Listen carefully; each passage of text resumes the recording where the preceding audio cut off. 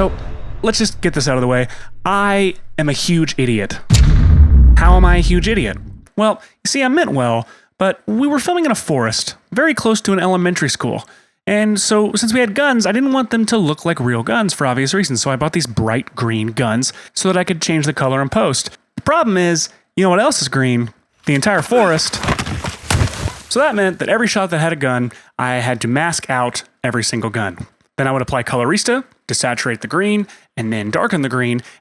And often I'd have to do that for cyan or a little bit of yellow as well. And then I would mask out the orange elements as well on the gun and apply the same principle. Then I'd do my color grade using Magic Bullet Looks and Colorista.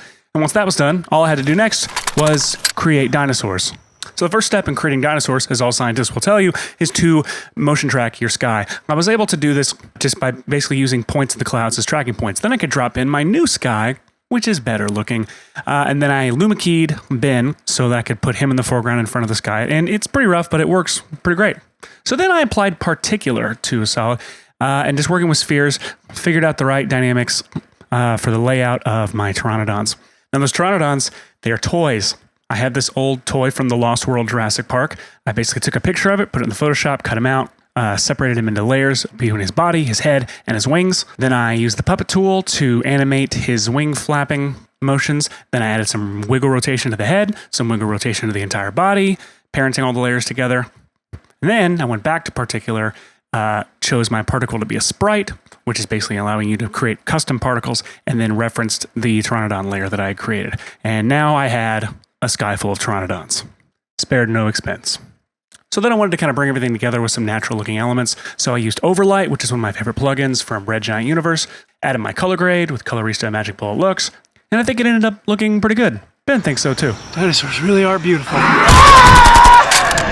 So here's the actual field, empty plate, and we shot one with Ben, and then Ben throwing the gun up in the air.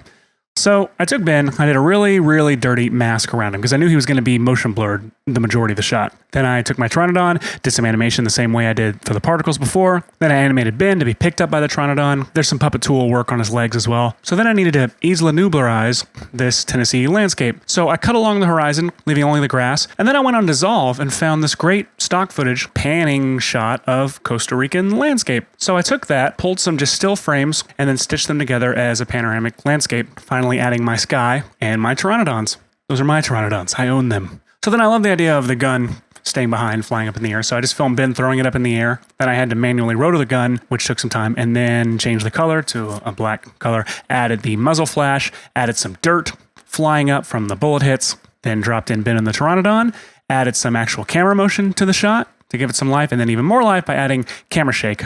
Then, of course, I had my color grade, and then we're done. Son of a...